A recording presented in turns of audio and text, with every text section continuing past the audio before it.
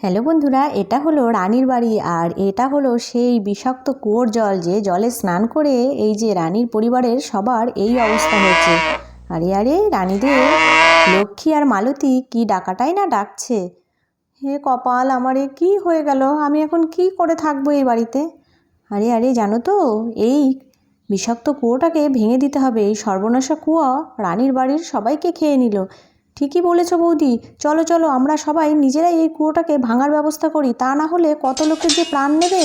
যাক, একটা কাজ সম্পূর্ণ হলো। এবার চলো সবাই রানীর বাড়িতে যাই, ওদের পাশে থাকাটা এই সময় খুব দরকার। এই বলে সবাই রানীর বাড়িতে গেল। ইনি হলো নাসিমার মা, মিষ্টির বান্ধবীর মা। আরে আরে রানী, তোমার এই দুঃখ দেখে আমি আর সইতে পারছি না। আরে আরে দেখ না রানী, গরুগুলো কি কান্না করছে এদের দেখে। ওদেরকে বরঞ্চ ওইদিকে গোয়াল ঘরে বেঁধে রেখে আসি। হে ভগবান, আমি এখন কি করব, কি করে থাকবো? আমি আমার খুশিকে ছাড়া কিছুতেই বাঁচতে পারবো না। আরে আরে বৌদি, এত কান্নাকাটি করলে কি করে হবে? তুমি যদি এত ভেঙে পড়ো তাহলে দাদাকে কে সামলাবে?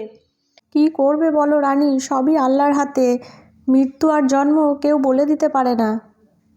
রানীর বর শোকে যেন পাথর হয়ে গেছে, সে আর বাড়ির ভেতরে ঢুকতেই পারল না। গ্রামের সবাই ঠিক করলো যে পাশের মাঠেই ওদের সৎকারের ব্যবস্থা করবে বলে সবাই নিয়ে গেল। এদিকে সুমনার বর পাগলের মতন বিলাপ করতে শুরু করলো। তারই মাঝে নেমে এলো ফুলপরি। আরে আরে, এখানে এই লোকটা এত কান্না করছে কেন? যাই যাই একবার গিয়ে দেখি তো। আরে আরে, কে তুমি বোন? এই দুর্দিনে আমাদের বাড়িতে এলে? পরি বলল, আমি সব জানি। এই বলে তার জাদুর কাঠিটা সুমনার বরের চোখের সামনে ঘুরালো আর তক্ষুনি সুমনার বর জ্ঞান হারালো। তারপর পরি চলল শ্মশান ঘাটে। এই তো শ্মশান ঘাটে গিয়ে তার ম্যাজিকের ছোঁয়ায় সবাইকে কি প্রাণে বাঁচিয়ে দিল নাকি? হ্যাঁ হ্যাঁ, তাই তো মনে হচ্ছে, সবাইকে তার ম্যাজিকের ছোঁয়ায় বাঁচিয়ে তুলল। পরীর জাদুর কাঠির ছোঁয়া পেয়ে কিছুক্ষণ পরেই রানীর শাশুড়ি নড়াচড়া করতে শুরু করে দিল। কই দেখি দেখি, রানীর শাশুড়ি প্রাণ ফিরে পেল নাকি? হ্যাঁ হ্যাঁ, এই তো রানীর শাশুড়ি নড়াচড়া করতে শুরু করলো। তারপরে আরে আরে, মা নড়ছে। এ বাবা, তারপরে সবাই প্রাণ ফিরে পেল। আরে আরে মাম্মাম, আমি এখানে কেন? ও সোনা, ও সোনা, আসো আমার জান, তুমি এখানে এমনি এসেছো?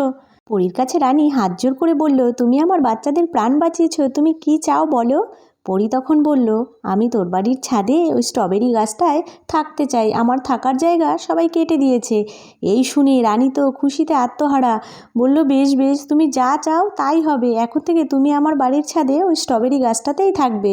তারপর থেকে পরী রানীর বাড়ির গাছে থাকতে শুরু করলো। আর আজকের গল্পটা এখানেই শেষ।